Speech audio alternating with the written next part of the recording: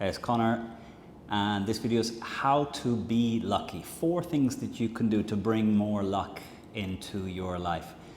4 things that distinguish the way that lucky people behave as opposed to unlucky people.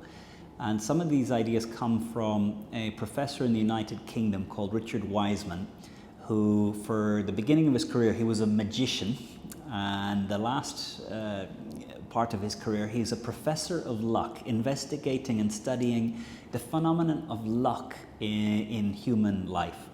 And for many of his experiments, he brings in people and he asks them to rate how lucky they are in general.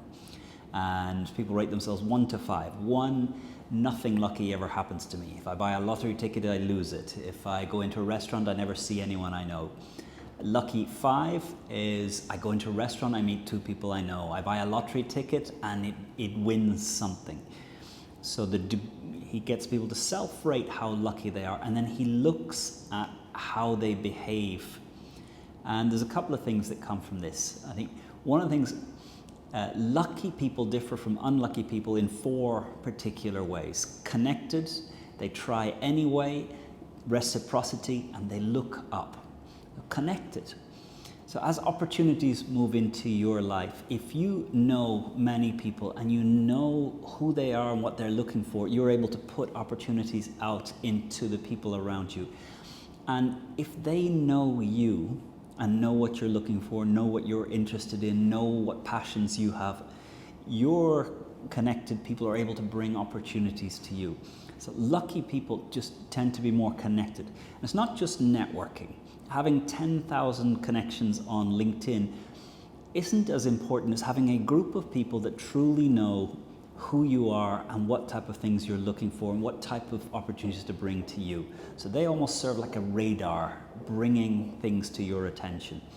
So a quote this week: if your network hasn't brought 2 or 3 big opportunities into your life in the last year, maybe you're in the wrong network.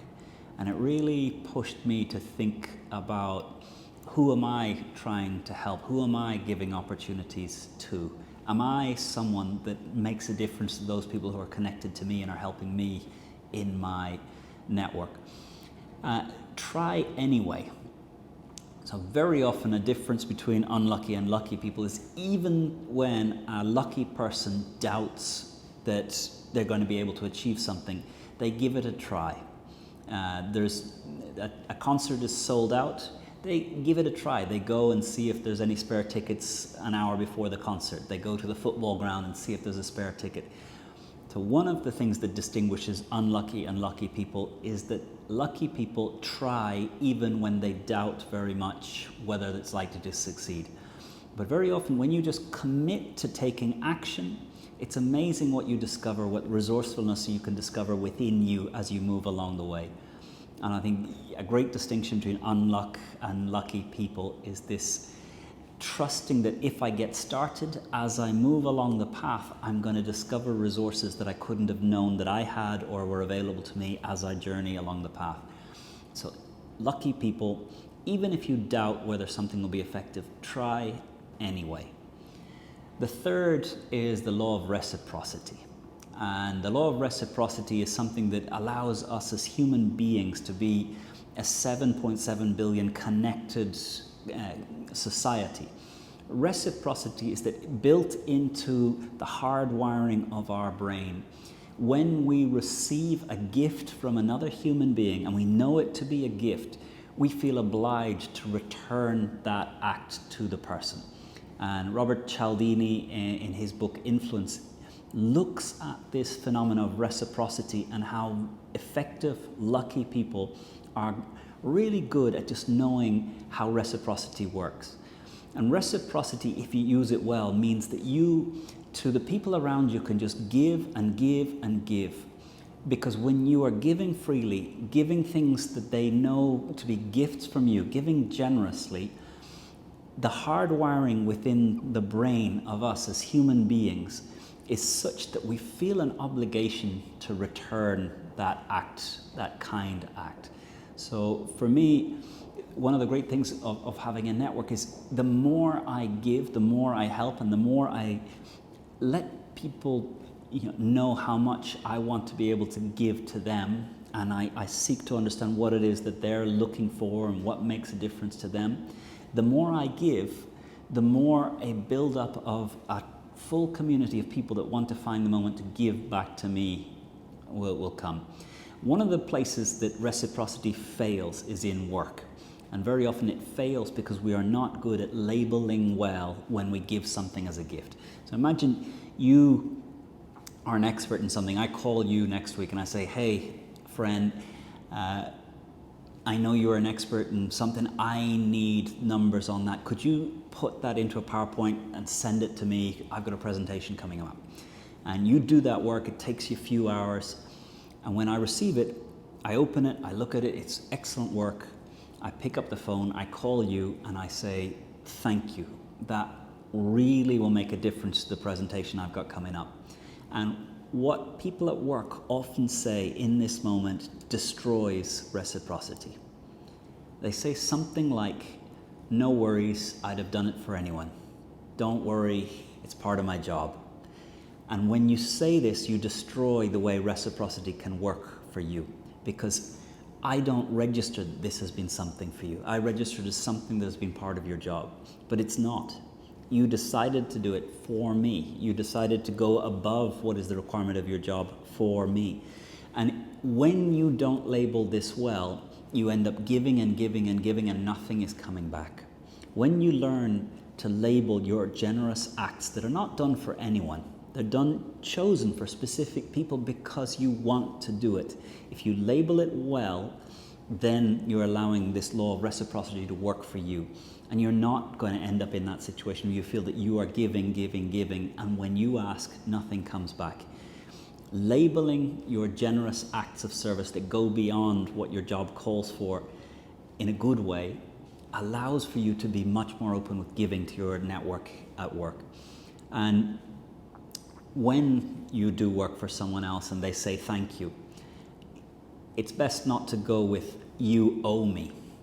What Robert Cialdini recommends is when somebody says thank you and you know that you've gone above to help them, the words, you need to find some form of these words that work for you. When you hear thank you, what you say to me is, Conor, I know you would have done the same for me.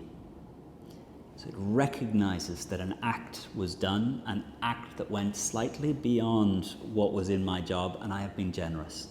And it just means that I've registered that you have decided to give me something that goes over and above the basic connection of work.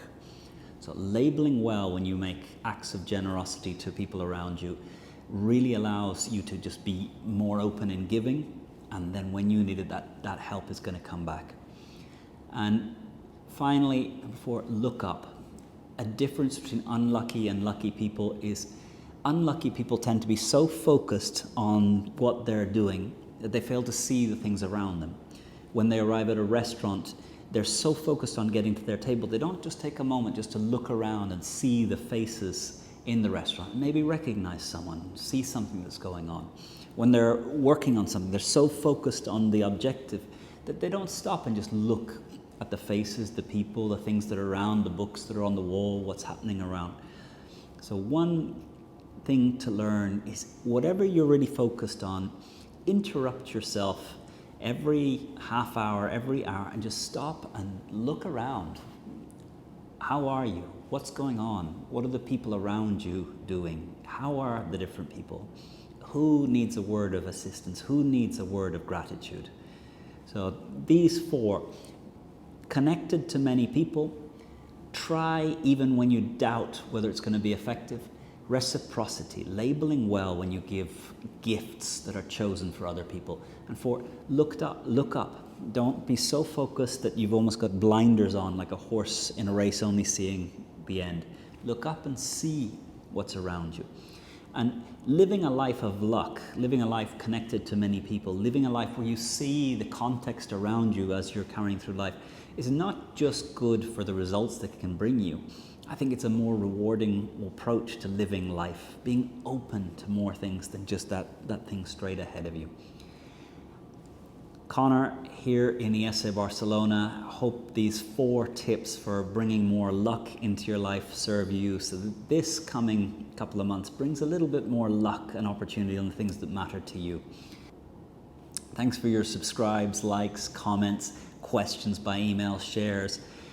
Really helps see these messages get out there into all the countries around the world. And thank you for your comments. It's amazing to see how far these videos are reaching. Have a good one.